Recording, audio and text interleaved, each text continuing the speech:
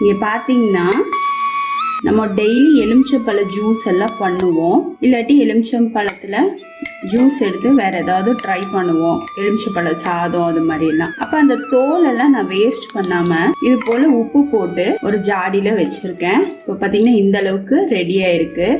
நல்ல உப்புல நல்லா ஊறி இருக்குது, பார்த்தீங்கன்னாலே தெரியும். இப்போ இதை ஊறுகாய் பண்ணிடலான்னு எடுத்திருக்கேன். சரி, அப்படியே உங்களுக்கும் காட்டிடலாம், எப்பவுமே தோல் வேஸ்ட் பண்ணாமல் இது போல் செய்யலாம் அப்படிங்கிறதுக்காக இதை வீடியோவை மேக் பண்ணுறேங்க. இப்போ நம்ம டயட்டுக்காக நம்ம காலையில் டெய்லியுமே லெமன் ஜூஸில் ஹனி போட்டு சாப்பிடுவோம். அப்போ நான் இந்த தோலெல்லாம் ஏன் வீணாக்கணும்னு சொல்லிட்டு இது போல் போட்டு வச்சுருக்கேன். இல்லை உங்கள் வீட்டில் நீங்கள் நார்மலாக எப்பப்போ கிடைக்குதோ அதெல்லாம் நீங்கள் இது போல் உப்பில் போட்டு வச்சிங்கன்னா ஒன்றும் கெட்டு போகாது. உங்களுக்கு ஜாடி நிறைஞ்சதுக்கப்புறம் இல்லை நம்ம ஊறுகாய் போட்டுடலான்னு தோணும் இல்லைங்களா, இந்த அளவுக்கு இருக்கு போதும் நம்ம போட்டுடலான்னு, அப்போ நம்ம ஊறுகாய் போட்டு எடுத்துக்கலாம். இது பார்த்தீங்கன்னா எனக்கு ஒரு 15 நாள் அந்த அளவுக்கான பழம் எடுத்திருக்கேங்க. 15 நாள் நம்ம யூஸ் பண்ண பழத்தோட தோல் மட்டும் உப்பு போட்டு இது போல் ஊற வச்சுருக்கேன். இங்கே நம்ம ஒரு சின்னதாக கடாயில் ஒரு பேன் வச்சுட்டு 1 டீஸ்பூன் அளவுக்கு மட்டும் கடுகு சேர்த்திருக்கலாம். இதில் நான் ஒரு 15 பழத்தோட தோல் தான் சேர்த்திருக்கேன். அதனால எனக்கு 1 டீஸ்பூன் அளவே போதுமானது. இப்போ இது நல்லா பொரிஞ்சு வரட்டுங்க. கடுகு பார்த்தீங்கன்னா நல்லா பொரியுது. இப்போ இதை எடுத்துடலாம்.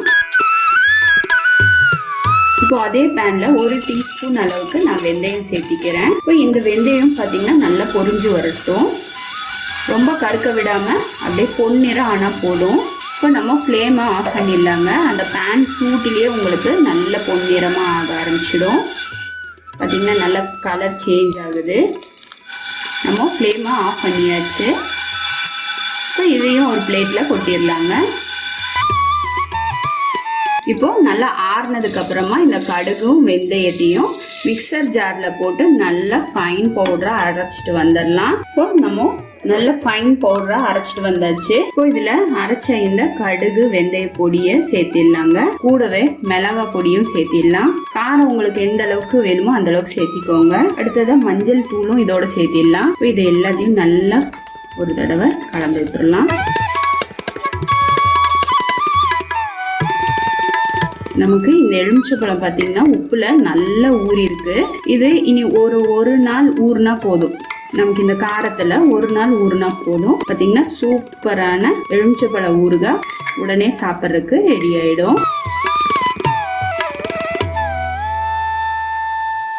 இதில் எண்ணெய் காய்ச்சி ஊற்றுனதுக்கப்புறம் உடனே கூட சாப்பிட்றலாங்க. இப்போ இங்கே பேன் வச்சுருக்கோம். இதில் நல்ல சுத்தமான செக்கில் ஆட்டின நல்லெண்ணெயை 1 கப் அளவுக்கு சேர்த்திக்கிறேன். 1 கப்னா சின்ன கப் அளவுக்கு ஒரு 1/2 டீஸ்பூன் அளவுக்கு கடுகு சேர்த்திடலாங்க. இந்த கடுகு பொரியட்டும். இப்போ கடுகு பார்த்தீங்கன்னா நல்லா பொரிஞ்சிடுச்சு. இதில் பெருங்காயத்தூள் சேர்த்திடலாம். இப்போ நம்ம ஃப்ளேமை ஆஃப் பண்ணியாச்சு. நம்ம எண்ணெயை கொட்டிடலாங்க.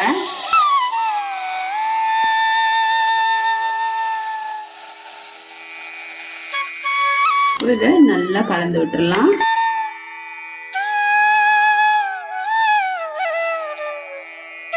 சூப்பர் டேஸ்டியான எலுமிச்சைப்பழ ஊறுகாய் இன்ஸ்டண்ட்டாக ரெடி ஆயிடுச்சுங்க.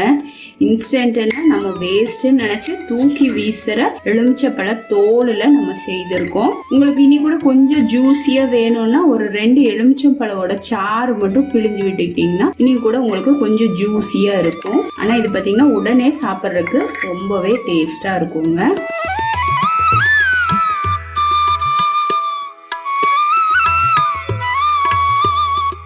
அவ்வளோதாங்க, சூப்பர் டேஸ்டியான எலுமிச்சைப்பழ ஊறுகாய் ரெடி ஆயிடுச்சு. நம்ம செய்த இந்த எலுமிச்சைப்பழ ஊறுகாய் ரெசிபி உங்களுக்கு பிடிச்சிருந்தா லைக் பண்ணுங்க, ஷேர் பண்ணுங்க, மறக்காம குக் வித் சுஜியை சப்போர்ட் பண்ணுங்க ஃப்ரெண்ட்ஸ். பெல் ஐக்கானோட ஆளுங்கிற ஆப்ஷனும் கிளிக் பண்ண மறந்துடாதீங்க.